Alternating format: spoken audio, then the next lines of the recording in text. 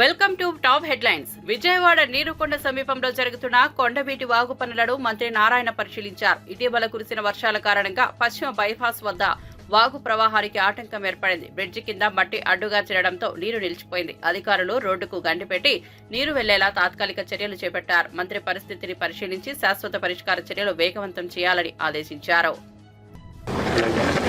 ఏదైతే western bypass రోడ్డుపై కట్టిన 220 మీటర్ల యొక్క కొండవీటి భాగమైన బ్రిడ్జి కన్స్ట్రక్షన్ జరుగుతూ ఉంది, పూర్తి కాలేదు. జరగటం వల్ల ఆ యొక్క బ్రిడ్జి కింద కంప్లీట్గా 9 వెంట్స్ ఉంటాయి. ఆ 9 వెంట్స్లో మట్టి ఫుల్గా బ్లాక్ అవ్వటం వల్ల, అంటే వర్క్ జరుగుతుంది, ఇంకా వర్క్ పూర్తి కావాల, అందువల్ల వాటర్ యాక్చువల్గా రివర్స్ తనటం జరిగింది. దానివల్ల కొంత ఇబ్బంది జరిగిన వాటర్ వాస్తవమే. దాన్ని యాక్చువల్గా సిఆర్డీఏ వాళ్ళు దాన్ని గమనించడం, దాని మీద యాక్చువల్గా ఇమీడియట్గా అయితే ఏదైతే వెంట లోపల మట్టి ఉందో ఆ మట్టి ఈ టైంలో తీలేరు, ఎందుకంటే వాటర్ వచ్చేటప్పుడు ఫ్లో వచ్చేటప్పుడు తీలేరు. అందుకని రోడ్డుని కొంత కట్ చేసి యాక్చువల్గా దాన్ని బైపాస్ చేశారు. ఒక 60 మీటర్లు, ఎన్ని మీటర్లు, 60 అడుగులు యాక్చువల్గా కట్ చేసి దాన్ని బైపాస్ చేశారు. బైపాస్ చేస్తే ఇప్పుడు 3 అడుగులు హైట్ తగ్గిపోయింది. యాక్చువల్గా ఇవాళ మార్నింగ్ కట్ చేశారు, నిన్న మొదలుపెట్టి. అది కట్ చేయగానే వాటర్ యొక్క హైట్ 3 అడుగులు తగ్గింది. బహుశా రేపు మార్నింగ్కి, రేపు మధ్యాహ్నానికి మొత్తం తగ్గిపోతుంది. దీని మీద ఏదో రకరకాల దుష్ప్రచారాలు, వాగులు అంటారు, అవి అంటారు, ఇవి అంటారు. వచ్చి చూడండి, వచ్చి ఆ బ్రిడ్జ్ చూడండి ఏమైందో, బ్రిడ్జ్ కింద మట్టి ఏముంది, ఎంత బ్లాక్ అయింది, మీరు వచ్చి చూడండి. చూసి మాట్లాడితే బాగుంటుంది, కానీ చూడకుండా ఏదేదో మాట్లాడటం కరెక్ట్ కాదు. అది తీయంగానే వాటర్ మెజారిటీ వాటర్ తగ్గిపోయింది, 3 అడుగులు తగ్గిపోయింది. నేను అనుకోవటం రేపు సాయంకాలానికి ఆల్మోస్ట్ మేజర్ తగ్గిపోతుంది. ఒకటి ఎన్ని దుష్ప్రచారాలు చేసినా, ఎంతమందిని భయపెట్టినా అమరావతి అయిపోతుంది. అది తథ్యం. మార్చి 31 లోపల 4000 హౌస్లో ఒక 250 తప్పితే మిగతా అన్నీ పూర్తి చేసి అధికారులకు ఇచ్చేస్తాం. విత్ ఇన్ఫ్రాస్ట్రక్చర్ అంటే 4000 కుటుంబాలు దాదాపు అక్కడ ఉండబోతున్నాయి. వాళ్ళకి సీడ్ యాక్సెస్ రోడ్డుని మంగళగిరి రోడ్డు కూడా కలిపేస్తున్నాం. ఇప్పుడు వచ్చి కరకట్ట మీద పోతున్నారు. మార్చి 31 తర్వాత కరకట్ట మీద కూడా పోబడలేదు. యాక్చువల్గా సీడ్ యాక్సెస్ రోడ్డు ఏదైతే ఉందో అది మంగళగిరి రోడ్డుకి వచ్చేస్తుంది. ఈ విధంగా అమరావతి రాజధాని చాలా పకడ్బందీగా చేస్తున్నాం. ఏదైతే రోడ్స్ ఉన్నాయో, మెయిన్ రోడ్స్, ట్రంక్ రోడ్స్, దానికి పక్కన అండర్ గ్రౌండ్ డ్రైనేజ్ కావచ్చు, డ్రింకింగ్ కావచ్చు, వాటర్ కావచ్చు, ఎలక్ట్రిసిటీ లైన్స్, ఇవన్నీ అండర్ గ్రౌండే, మొత్తం ఓపెన్ ఎక్కడా ఉండదు. అలాంటి ఒక ఇంటర్నేషనల్ స్టాండర్డ్లో ఈరోజు అమరావతి క్యాపిటల్ సిటీ జరుగుతుంది. అయితే వర్షాల వల్ల కొద్దిగా వర్కర్స్ కొద్దిగా చేయటం ఇబ్బంది, కాబట్టి కొంత వర్క్ డిస్టర్బ్ అయిన మాట వాస్తవమే. బహుశా ఈ నెలాఖరాకి మెజారిటీ వర్షాలు ఏరియాలో తగ్గిపోతాయి. తగ్గిపోగానే ఎంతో వేగవంతంగా జరుగుతుంది. నేను ఒక్కటే, మీరు ఎవరైనా ఈ రాజధానిని జరగకుండా చూడాలంటే జరగదు. రాజధాని జరిగిపోతుంది. మీరు ఎన్ని ప్రయత్నాలు చేసినా రాజధాని ఆగదు. మీరు ప్రయత్నాలు చేయటం మీకు శ్రమ వృధా, వేస్ట్. ఎందుకంటే మీరు ఏమేమో మాట్లాడతారు, రేపు అయిపోద్ది రాజధాని, తర్వాత ప్రజలే మిమ్మల్ని చీకొడతారు. 2014-19లో చేసిన 9,000 కోట్లని నాశనం చేశారు. 9,000 కోట్లు ఖర్చు పెట్టాం అప్పుడు రాజధాని కోసం. 3 ముక్కలు ఆటాడి దాన్ని పక్కన పడేశారు. మళ్ళీ ఈ ప్రభుత్వం వచ్చిన తర్వాత చాలా చక్కగా మీరు చేసిన సమస్యలన్నిటినీ ఓవర్కమ్ చేస్తూ 8 నెలలు మాకు పట్టింది. ఎటువంటి సమస్యలు లేకుండా డిఫరెంట్ కమిటీలు వేసి టెక్నికల్గా పర్సూ చేసి ఐఐటి చెన్నై, ఐఐటి మెడ్రాస్ వాళ్ళకి ఇచ్చి వాళ్ళతో హైదరాబాద్ కులగణనతో తెలంగాణకు సామాజిక న్యాయం కోసం దార్శనికతను సుదర్శన్ అందించారని రాహుల్ గాంధీ అన్నారు. రాజ్యాంగ ప్రతిని ఎల్లప్పుడూ వెంట తీసుకెళ్తూ రాజ్యాంగమే తుది నిర్ణయమని ప్రజలకు గుర్తు చేశారని ఆయన అన్నారు. సుదర్శన్ చూపిన మార్గం భవిష్యత్ తరాలకు ప్రేరణగా నిలుస్తోందని రాహుల్ పేర్కొన్నారు. Of judicial and legal experience, champion of constitutional values, and as is quite apparent, popular along party lines. Every single party, opposition party, has unanimously supported Reddy. He worked on the Telangana caste census, helped in the Telangana caste census, helped craft a vision of social justice for Telangana. But as I was thinking what to say, I happened to look inside his pocket, sitting next to me.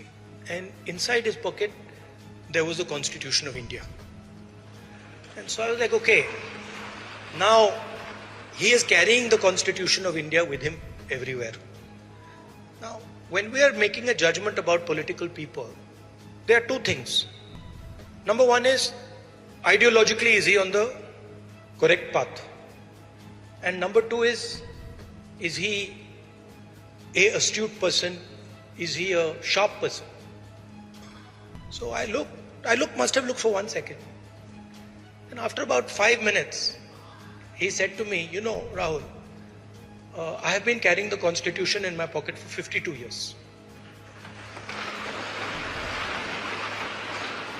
And then I said, but why are you carrying this for 52 years? We have only started carrying it once the BJP has started attacking us, attacking the Constitution. It has become very important to us. We carry it with us. We defend it. It defends us. Why do you carry it? And he said, because, you know, in any conversation that you have, legal conversation, the Constitution has the final answer.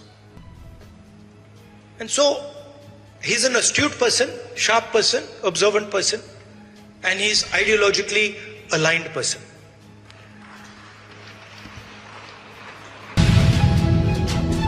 Srisailam శిఖరం checkpost వద్ద MLA Budda Rajasekhar Reddy ఆయన అనుచరుల అటవీ శాఖ ఉద్యోగులకు kidnap చేసి దాడి చేశారు. బాధితులు ఎస్సీ, ఎస్టీ, మైనార్టీ వర్గాలకు చెందినవారు. వాకిటాకీలు, ఫోన్లు, నగదుతో లాక్కున్నారని ఆరోపించారు. అర్ధరాత్రి వారిని వదిలిపెట్టారు. సిబ్బంది కొరతలో ఉన్న అటవీ శాఖ ఇలాంటి దాడుల వలన విధులు నిర్వర్తించడం కష్టమని ఆవేదన వ్యక్తం చేసింది.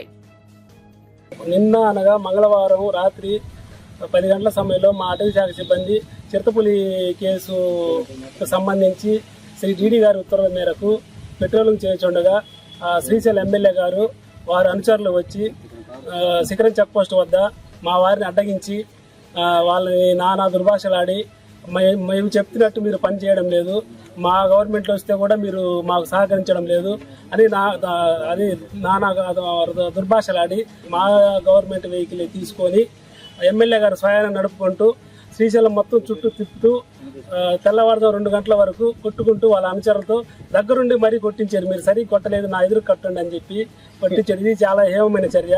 అటవీ శాఖ సిబ్బందిని, విధుల్లో ఉన్న వారిని, అటవీ ఉద్యోగుల్ని విధుల నిర్వహణలో ఉండగా కొట్టడము దుర్భాషమైన చర్యగా భావిస్తూ మేము రాజశేఖర రెడ్డి గారిని పదవి నుంచి తొలగించి వాళ్ళని వెంటనే ఎస్సీ, ఎస్టీకి అందరూ ఎస్సీ, ఎస్టీ, మైనార్టీ వారు ఉన్నారు సభ్యులు నలుగురు కూడా వారిని వెంటనే అరెస్ట్ చేసి ప్రభుత్వ పరంగా చర్యలు తీసుకోవాలని కోరడం అనేది. దీనిలో ఏదన్నా చిన్న జరిగినచో మేము తీవ్రంగా దీన్ని రాష్ట్ర స్థాయి లెవెల్లో మా అటవీ అధికారుల అసోసియేషన్ ప్రెసిడెంట్ ద్వారా మరి మా శ్రీ పవన్ కళ్యాణ్ గారు కలిసి విన్నపం ఇచ్చుకొని దీన్ని తీవ్రంగా ప్రతిఘటిస్తామని విలేకరుల సమావేశంలో మీకు సముఖంగా తెలుపుకోవడం అనేది. టీడీపీ ఎమ్మెల్యే దగ్గుబాటి వ్యాఖ్యలపై ఎన్టీఆర్ అభిమానులు ప్రెస్ మీట్ పెట్టాలని అనుకున్నారు. అయితే ఏపీలో అనుమతులు లభించకపోవడంతో తెలంగాణకు వెళ్లి హైదరాబాద్ లో ప్రెస్ మీట్ నిర్వహించారు. జూనియర్ ఎన్టీఆర్ పై అనుచిత వ్యాఖ్యలు సహించబోమని అభిమానులు హెచ్చరించారు. అనంతపురం జిల్లాలో జరగాల్సిన ఈ ప్రెస్ మీటు హైదరాబాద్ దాకా రావాల్సి వచ్చింది. కారణం ఏమంటే, ఫస్ట్ అనంతపురంలో ప్రెస్ మీట్ పెడదాం అనుకున్నాము. పోలీసులు విపరీతమైన ఒత్తిడి వల్ల మీకు ప్రెస్ పర్మిషన్ కూడా లేదు, ఇవ్వం మేము, మీరు ఇక్కడ పెట్టడానికి వీలు లేదు అని చెప్పడం వల్ల ఆ అనంతపురంలో పెట్టాల్సిన ప్రెస్ మీట్ని కాస్త విజయవాడలో పెట్టుకుందామని చెప్పేసి అనుకున్నాం. విజయవాడలో కూడా సేమ్ పరిస్థితి. ప్రెస్ క్లబ్ దగ్గర పోలీసులందరినీ పెట్టేసి ఎవరిని పోనీకోకుండా ఉండే పరిస్థితికి వచ్చింది. సరే, దాని తర్వాత మిత్రులం అందరం కలిసి ఏం చేద్దాం, ఎట్లా చేద్దాం అనుకుంటే ఇంకా ఏపీలో మిగతా డిస్టిక్లో ఎక్కడ ట్రై చేసినా కూడా దాదాపు ఇదే పరిస్థితి. దీనికి తోడు మా స్టేట్ కన్వీనర్స్గా ఉన్న అందరినీ వివిధ జిల్లాల్లో వివిధ రకాల సిఐ గారు, డిఎస్పీలు పిలిచి మీరేమీ చేయడానికి వీలు లేదు అని చెప్పేసి కొంతమందిని హౌస్ అరెస్టులు చేయడం జరిగింది. బీఆర్ఎస్ వర్కింగ్ ప్రెసిడెంట్ కేటీఆర్ మాట్లాడుతూ తమ పార్టీ ఏ కూటమిలోనూ లేదని అన్నారు.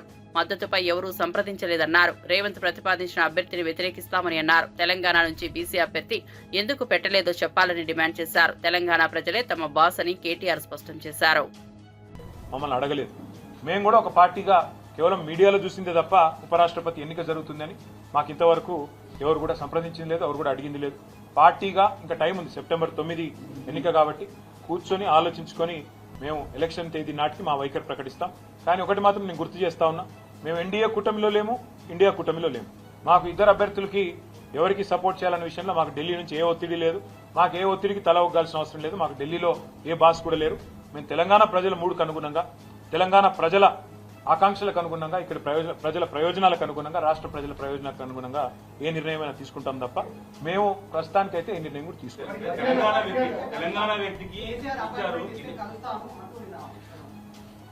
ఎవరు మళ్ళీ చెప్తా ఉన్నా, ఆయన రేవంత్ రెడ్డి గారు పెట్టిన అభ్యర్థి అయితే ఖచ్చితంగా మేము వ్యతిరేకిస్తాం. ఎందుకంటే కాంగ్రెస్ అనే ఒక చిల్లర పార్టీ, కాంగ్రెస్ అనే ఒక థర్డ్ క్లాస్ పార్టీ ఇవాళ రాష్ట్రంలో ప్రజలని ఎంత అరిగోసబుచ్చుకుంటున్నదో రాష్ట్ర ప్రజలందరికీ తెలుసు. మరి అట్లాంటి థర్డ్ క్లాస్ ముఖ్యమంత్రి, థర్డ్ క్లాస్ పార్టీ పెట్టిన అభ్యర్థిని మేము సమర్థిస్తారని మీరు ఎట్లా అనుకుంటారు? నాకు అర్థం కాదు. ఇంకోటి, ఇవాళ జరుగుతున్నది ఏంటంటే ఒక డ్రామా, ఉపరాష్ట్రపతి ఎన్నికల విషయంలో డ్రామా. నిన్న మొన్నటిదాకా ఏమన్నారు ఇదే రేవంత్ రెడ్డి గారు, బీసీల విషయంలో మా పార్టీ చాలా చిత్తశుద్ధిగా ఉన్నది, బలహీన వర్గాల విషయంలో మేము ఢిల్లీ దాకా కొట్లాడతాం, అవసరమైతే అంతరిక్షం దాకా పోయి కొట్లాడతాం అన్నాడు. మరి ఒక బీసీ అభ్యర్థిని ఎందుకు పెట్టలే? అంత ప్రేమ ఉంటే తెలంగాణ నుంచి ఒక బీసీ అభ్యర్థి దొరకలేదు, కంచయ్య గారిని పెట్టేది ఉండే. తెలంగాణ నుంచి ఒక బీసీ అభ్యర్థిని పెట్టి ఇగో ఇది మా చిత్తశుద్ధి అని చెప్పుకునేది ఉండే. అంటే బీసీల మీద ప్రేమ మాత్రం నోట్లోనే ఉంటుంది. మళ్ళీ ఎన్నికలు నిలబెట్టే టైంకి వచ్చే వరకు మాత్రం బీసీలు కనబడరు మీకు. అట్లాంటి మీ మాటలు మేము నమ్మాలి, మీ మాటలు నమ్మి మళ్ళీ మీ వెనక నిలబడాలి. నేను అడుగుతా ఉన్నామ్మా, మీరేమైనా మెహర్బాన్ చేస్తుండ్రా మాకు? మేము సర్వస్వతంత్రమైన పార్టీ, మేము డెఫినెట్గా ఎన్డీఏలో లేము, ఇండియాలో లేము. మేము మా మోడీ మా బాస్ కాదు, రాహుల్ గాంధీ మా బాస్ కాదు, తెలంగాణ ప్రజలు మా బాసులు. వాళ్ళ ఆలోచనకు అనుగుణంగా, వాళ్ళ అభిప్రాయానికి అనుగుణంగా మన నిర్ణయం ఉంటుంది. ఇక్కడ ఒకటి మాత్రం వాస్తవం, రెండు పార్టీలు దొందు దొండేనండి. కాంగ్రెస్ బీజేపీ రెండు కూడా దొందు దొందే. తెలంగాణను ఇద్దరు కూడా ముంచినోళ్లే. 11 ఏళ్లు బీజేపీ ఏం చేయలే, 2 సంవత్సరాలకు 20 నెలలుగా కాంగ్రెస్ ఏమీ చేయలే, ఇచ్చిన ఒక్క మాట నిలబెట్టుకోలే. రెండు పార్టీలు కలిసి స్టేట్మెంట్ ఇవ్వమనండి. సెప్టెంబర్ 9 లోపల రాష్ట్రానికి సరిపడా, ఇవాళ మాటిస్తున్నాను, రాష్ట్రానికి సరిపడా యూరియా, ఓకే 2 లక్షల మెట్రిక్ టన్నుల యూరియా ఇంకా అవసరం మనకి. ఎవరు ఇస్తా అని స్టేట్మెంట్ ఇస్తే వాళ్ళకి మేము మద్దతు ఇస్తాం. చలో రాష్ట్ర రైతుల తరఫున మేము, మాకు 4 ఓట్లు ఉన్నాయి పోయి, ఎవరు ఇస్తా అని చెప్తే 2 లక్షల టన్నుల ఎరువు ఎవరు ఇస్తాము అని స్పష్టంగా ప్రకటిస్తే, మోడీ గారన్నా ప్రకటించాలా, రాహుల్ గాంధీ గారన్నా ప్రకటించాలి, మేము ఇస్తాం. హైదరాబాద్ లో పిడమర్తి రవి గోబ్యాక్ మార్వాడి ఉద్యమం ప్రకటించారు. మార్వాడీలు దళితులపై దాడులు చేస్తూ అవమానకర వ్యాఖ్యలు చేస్తున్నారని ఆరోపించారు. తెలంగాణ బచావో మూవ్మెంట్ సంఘాన్ని ఏర్పాటు చేస్తున్నట్లు తెలిపారు. స్థానికులను రక్షించుకునేందుకు ఉద్యమం ప్రారంభమైందని రవి అన్నారు.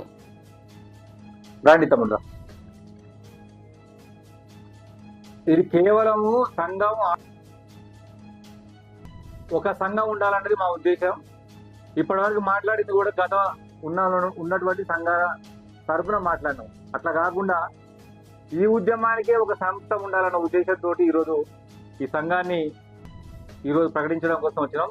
మన సంఘం పేరు తెలంగాణ బచావో మూవ్మెంట్. మామూలుగా అందరిని అడిగితే బచావో ఆర్మీ, బచావో టైగర్స్ వచ్చింది కదా, టైగర్స్ ఆర్మీ అంటే అది వేరే రూపు తీసుకుంటుందని శాంతియుత పద్ధతిలో ఈ ఉద్యమాన్ని మనం నడపాలి. ఇప్పుడు ఆయన ఒక అతను ఇక ఇప్పుడు మా చెస్తినాలు 2000 తాగి పట్టరు అన్నారు. మళ్ళీ పైకేరి ఏం మాట్లాడుతున్నట్టే మేము సీఎంను కలుస్తాము, మమ్మల్ని రక్షించాలని. కొట్టిందే వాళ్ళు. అంటే రేపు మనం ఏదైనా చేస్తే ఎంత పెద్ద ఎత్తున మన మీద మాట్లాడుతారో చూడండి. ఇవాళ ఒక ఇంపార్టెంట్ వ్యక్తి ఇక్కడికి వచ్చిండు, అన్న పేరు కరటే శ్రీహరి. వీళ్ళ టీం అంతా కూడా గద్వాల్లో పెద్ద ఎత్తున బీసీ రిజర్వేషన్ల నుంచి ముస్లింలను తొలగించాలన్న బీజేపీ నేతల వ్యాఖ్యలపై షబీర్ అలీ తీవ్రంగా స్పందించారు. ధైర్యం ఉంటే బీజేపీ పాలిత రాష్ట్రాల్లో కూడా అదే చేయాలని సవాల్ విసిరారు. జాతీయ పార్టీ అయితే జాతీయ నిర్ణయాలు తీసుకోవాలని అన్నారు. బీజేపీ నాయకులు కొందరు ఇప్పుడు చూస్తే బీసీలకు, ముస్లింస్ కు రిజర్వేషన్ తీసేయండి, అప్పుడు మీకు సపోర్ట్ చేస్తాం అంటున్నాం. అరే బాబు ఈ బీసీ రిజర్వేషన్ ఇవ్వాలా ఇచ్చింది కాదు.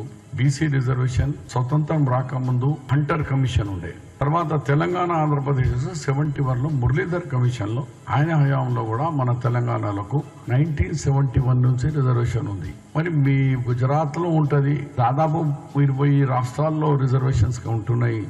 బీదరికం ఎవరున్నా వాళ్ళకే, ఇది వృత్తిపరంగానే ఈ రిజర్వేషన్ అని ఎన్నిసార్లు చెప్పినా మళ్ళా అదే పాట పాడతారు. ఇది మతపరంగా ఉన్నది. ముస్లిం ఈ దేశంలో బతకద్దరా బాబు? బీదోడు ఎవరున్నా, ఏ కులం ఏ మతం చూడకుండా బీదోడే.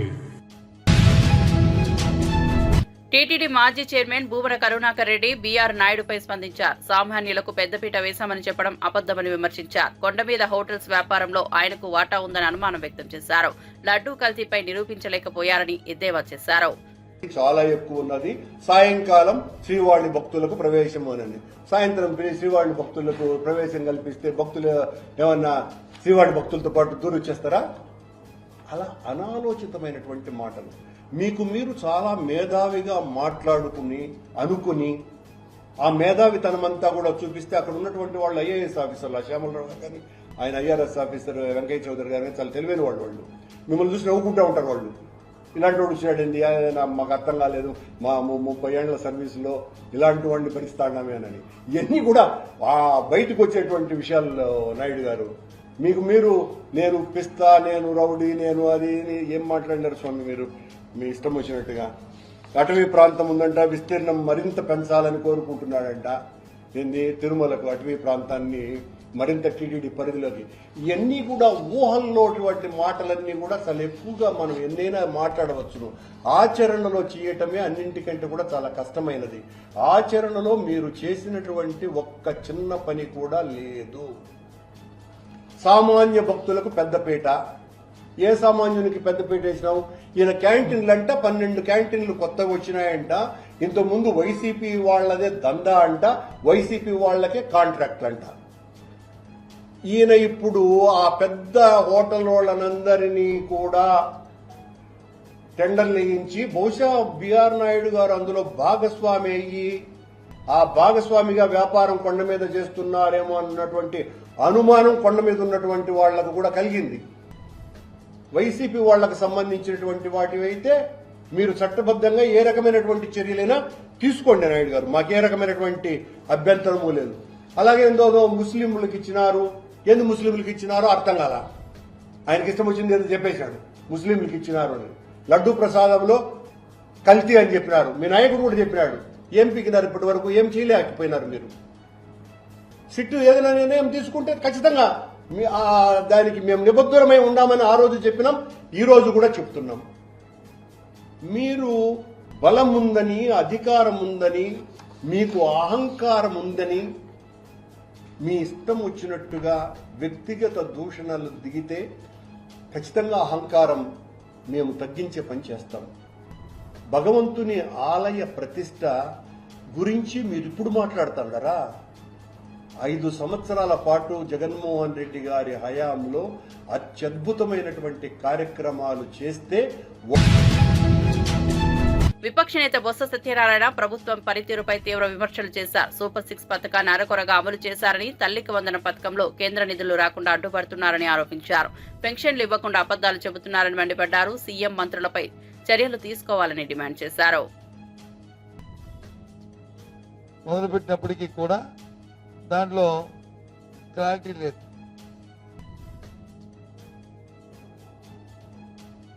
ఈవెన్ తల్లికి వందనం ఇచ్చినప్పటికీ కూడా ఈ రోజు కూడా ఇంకా చాలా మందికి కేంద్రం నుంచి రావాలి డబ్బు, ఆ డబ్బు వచ్చిందో తెస్తామన్నారే తప్ప ఈ రోజు కూడా ఎవరికి అమ్మలే. చాలా మంది సుమారు రాష్ట్రంలో 7-8 లక్షల మందికి ఇంకా కేంద్రం నుంచి రావాల్సిన బకాయిలు ఉన్నాయి. ఒక సంవత్సరం కాలం పాటు గాలికి వదిలేశారు. ఇంకో సంవత్సరం పోయిన తర్వాత మొదలుపెట్టారు ఆ స్కీమ్. సరే దాన్ని కూడా ఇదే పని. ఇక అన్నదాత సుఖీబాబు చూసుకున్నా సరే అంతే. గతంలో ఇచ్చిన రైతు భరోసాకి ఇప్పుడు ఇస్తున్న అన్నదాత సుఖీబాబు నెంబర్లో ఎంతో సుమారు మన జిల్లాలో చూసుకుంటే 50,000 మంది వరకు కూడా రైతు భరోసాకి ఇప్పుడు ఇస్తున్న అన్నదాత సుఖీభావకి ఉన్న వ్యత్యాసం ఉంది. కొన్ని అర్హులు కాదు అంటే వాళ్ళందరూ అర్హులు. మరి ఎందుకు ఇవ్వలేదంటే ఏదో ఒక సాంకేతిక కారణం.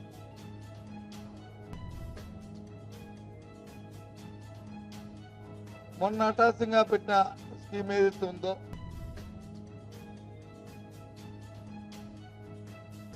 విడో ఫంక్షన్ ని ఇచ్చిన స్కీమ్ ఏది ఉందో, ఎవరైతే భర్తకి పెన్షన్ వచ్చి చనిపోయిన భార్య ఉందో వారికి ఇచ్చారు తప్ప ప్రభుత్వం ఏర్పడే 14 నెలలు అయినప్పటికీ కూడా ఎవరైతే ఈ రాష్ట్రంలో విడవుతున్నారో భర్త చనిపోయిన పాపం ప్రభుత్వం కోసం అర్హులు అరుస్తున్న మహిళలు ఎవరు, పేద మహిళలు ఎవరైతే ఉన్నారో వారికి ఎవరికి పెన్షన్. నేను చెప్తున్న ప్రతిదీ కూడా వాస్తవం, ఎక్కడా కూడా అందులో పేదవాడికి ఉన్న పథకాలు తీసుకుంటే ఎన్ఆర్జీ ఏదైతుందో పనికి 6 పథకం ఇప్పటికి వచ్చి వేజెస్ సుమారు 8 వారాలు అయిపోతుంది, వేజెస్ కూడా ఇవ్వలే.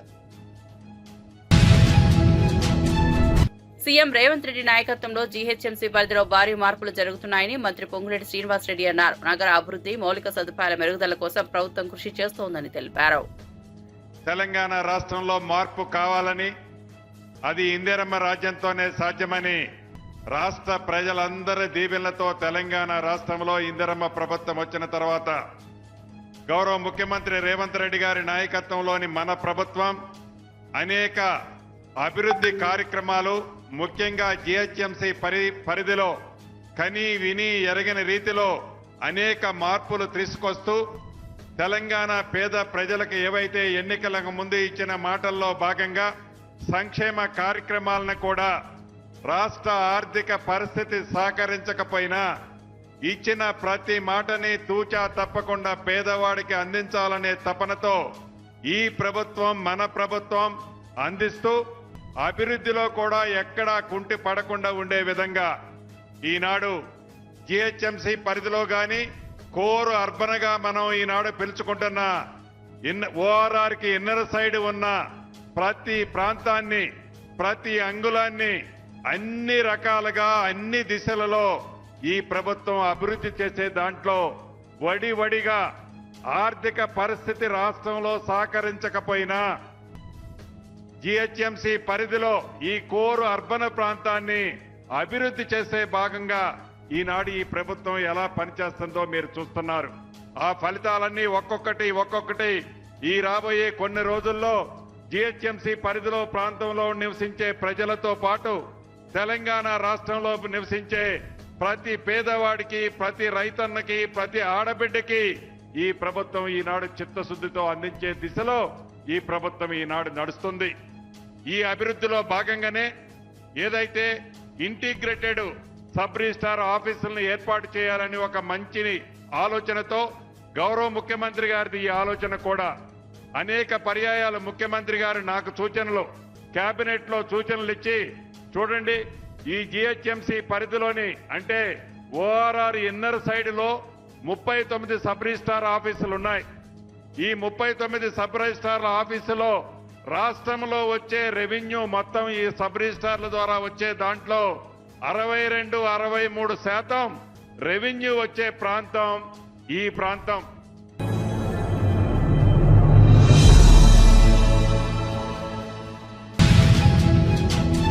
యూరియా అంశంలో కేంద్రం కక్షపూరితంగా వ్యవహరిస్తోందని కోట్ల శ్రీనివాస్ విమర్శించారు. రైతులకు నష్టం కలిగించే విధానాలను బహిర్గతం చేస్తామని హెచ్చరించారు. రైతు సంక్షేమమే ప్రథమ ప్రాధాన్యమని కావాలని చెప్పారు. కేంద్ర ప్రభుత్వము తెలంగాణపై కక్ష కట్టి తెలంగాణకు రావాల్సిన న్యాయమైన డిమాండ్, న్యాయమైన హక్కు యూరియా కనుక చాలా సందర్భాల్లో గౌరవ ముఖ్యమంత్రి గారు ఎన్నో సందర్భాల్లో కేంద్ర ప్రభుత్వాన్ని విన్నవించినప్పటికీ కూడా, లేఖల ద్వారా పంపినప్పుడు కూడా సాక్షాత్తు నిన్న మా యొక్క పార్లమెంట్ సభ్యులందరూ కలిసి ఆ యొక్క మంత్రిత్వ శాఖకు మంత్రికి వినతి పత్రం ఇస్తే మాకు రావాల్సిన యూరియా ఇంతవరకు ఇవ్వలేదు. తెలంగాణ రైతులు ఒకవైపు వ్యవసాయం సాగు చేసుకుంటున్న ఈ తరంలో యూరియా ఇవ్వకపోతే తెలంగాణ రైతులు ఏం కావాలని ఈ సందర్భంగా కేంద్ర ప్రభుత్వాన్ని డిమాండ్ చేస్తా ఉన్నా. మీరు అన్ని రాష్ట్రాలకు ఇచ్చినప్పుడు కేంద్ర ప్రభుత్వము తెలంగాణకు ఇవ్వడానికి అభ్యంతరం ఏందో ఇప్పటి వరకు మాకు అర్థం కాని పరిస్థితి. తెలంగాణ దేశంలో ఒక రాష్ట్రంగా లేదా? మా గౌరవ ముఖ్యమంత్రి గారు ఈ రోజు రైతుల పట్ల, రైతు సంక్షేమం పట్ల, రైతు కూలీల పట్ల ఎంతో శ్రద్ధ తీసుకొని రైతే రాజ్యం చేయాలనే ఉద్దేశంతో గౌరవ ముఖ్యమంత్రి గారు ఆలోచిస్తుంటే కేంద్ర ప్రభుత్వం మాత్రం యూరియా పంపడం లేదు. ఈ రాష్ట్రం నుంచి ఎన్నికైన ఇద్దరు కేంద్ర మంత్రులు ఎక్కడ పండుకున్నారని సందర్భంగా అడగదలుచుకున్నా. మంత్రి కిషన్ రెడ్డి గారు, మీరు కూడా వ్యవసాయ కుటుంబం నుంచి వచ్చిన వాళ్ళు కదా, మరి మీకు తెలంగాణ రైతుల పట్ల శ్రద్ధ లేదా, మీకు బాధ్యత లేదా? ఈ సందర్భంగా అడగదలుచుకున్నాను. మీరు కేవలం పదవిని ఎంజాయ్ చేయడానికి మాత్రమే కేంద్ర మంత్రులుగా ఉన్నారా, లేకుంటే రాష్ట్రానికి రైతులకు మేలు చేసే మంత్రులుగా మిగిలిపోతారా తేల్చుకోవాల్సిన అవసరం ఉంది. కేంద్ర మంత్రులుగా మీరు ఈసారి రాష్ట్రానికి వస్తే రైతుల ఆగ్రహానికి గురిగాక తప్పదని సందర్భంగా మనం చేస్తాను. మీ చేతుల్లోని పని, అమిత్ షా మీ చేతిలో ఉన్నాడు, ప్రధానమంత్రి మీ చేతిలో ఉన్నాడు, మంత్రి నడ్డా మీ చేతుల్లో ఉన్నాడు. మీరు ఎందుకు తెలంగాణ రైతుల కోసం వినపడటం లేదు? కిషన్ రెడ్డి గారిని నేను డిమాండ్ చేస్తా ఉన్నాను. టీటీడీ పాలకవర్గం శ్రీవారి సేవలో నిస్వార్థంగా పనిచేస్తోందని చైర్మన్ బీఆర్ నాయుడు తెలిపారు. మేము అందించిన సదుపాయాలపై 98% భక్తులు సంతృప్తి వ్యక్తం చేశారని చెప్పారు. భూమన, ఆయన కుటుంబం రోజుకు 5,000 టికెట్లు అమ్ముకున్నారని ఆరోపించారు. పారదర్శక పాలన దెబ్బతీయాలనే ప్రయత్నం జరుగుతోందని ఆవేదన వ్యక్తం చేశారు. తిరుపతి నుంచి కూడా ఎన్నో కార్యక్రమాలు చేయాలని మేము ఒక ప్రణాళికలు చేసుకుంటాం. మేము ఒక 24 మంది బోర్డు మెంబర్లను ఎంత చక్కగా అందరు కూర్చొని మాట్లాడి, ఎవరు టికెట్లు వాళ్ళు పెట్టుకొని, ఎవరు భోజనాలు వాళ్ళు చేసి, ఎవరు రూముల్లో వాళ్ళు ఉండి, మేము దేవుడి కోసం సేవ చేయాలని వచ్చాం కానీ అక్కడ దోచేయాలని, తిరుమలను దోచేయాలని లేదు. తిరుపతి నుంచి తిరుమలకు కూడా ఉచిత బస్సులు వేయాలని ఎన్నో కార్యక్రమాలు పెట్టుకుంటున్నాం. మేము భక్తుల్ని మంచిగా రావాలా, చూడాలని మేము ఒక టీంని పెట్టాం. 25 మందిని శ్రీవారి సేవకుల్ని. వాళ్ళకి ఒక ఫార్మాట్ ఇచ్చి పంపించాం. అమ్మా ఎలా ఉంది, భోజనం ఎలా ఉంది, దర్శనం ఎలా ఉంది, ప్రసాదాలు ఎలా ఉన్నాయి, ఫ్రెండ్లీగా ఉన్నారా లేదా ఎంప్లాయీస్, అవన్నీ 98% బాగుందని వచ్చింది. ఇది ఆన్ రికార్డ్ నేను చూపిస్తాను. ఇదే కరుణాకర్ రెడ్డి దొంగ రోజుకి 5,000, 6,000 టికెట్లు ఇచ్చాడు. కింద తిరుపతిలో పెద్ద మాఫియాలాగా దుకాణం పెట్టేశాడు. వాడొక దుకాణం, ఆయన కొడుకు ఒక దుకాణం, ఆయన భార్య ఒక దుకాణం, ఆయన మరదలు ఒక దుకాణం. టికెట్లు అమ్ముకొని పాపం సొమ్ము తినేసి వాళ్ళు ఈ రోజు తిరుమల గురించి మాట్లాడతారు. ఒక్కొక్కరు తవ్వితే ప్రతి ఫైల్లోనూ అవినీతి, ప్రతి ఫైల్లోనూ అవినీతి. ఇందాక చెప్తాడు గోశాలలో గోవులు చచ్చిపోయినాయి. ఎవడు గోశాల చంపింది? నీ మేనమామ హరినాథ్ రెడ్డి కదా ఇన్ఛార్జి, ఆయనే కదా గోవులు చంపింది, నువ్వే కదా చంపించింది, నీ మేనమామే కదా ఆయన. స్టాంపేడ్ గురించి మాట్లాడతాడు. స్టాంపేడ్ ఎవరు? అక్కడ కూడా ఇన్ఛార్జ్ హరినాథ్ రెడ్డి, ఒక డిఎస్పీ నిక్ చెంచా. వీళ్ళిద్దరు వల్లే కదా, వీళ్ళిద్దరే సస్పెండ్ అయ్యారు కదా. ఈ హరినాథ్ రెడ్డి ఎవరు? నీ మేనమామ కాదా? నువ్వే చేయించావు స్టాంపేడ్, అది మా మీద దోస్తావు. నీ చరిత్ర ఎంత ఉంది ప్రతి ఒక్కరికి తెలుసు. రాష్ట్రంలో రైళ్లు తగలబెడతావు, దొంగ ఓట్లు కర్ణాటక నుంచి, తమిళనాడు నుంచి తీసుకొస్తావు, దొంగ ఓట్లు వేపిస్తావు, దొంగ ఓటర్లు చేపిస్తావు. నీ చరిత్ర నువ్వే పెద్ద గజ దొంగవి. మా గురించి మాట్లాడే అర్హత 1% కూడా లేదు నీకు. తస్మా జాగ్రత్త.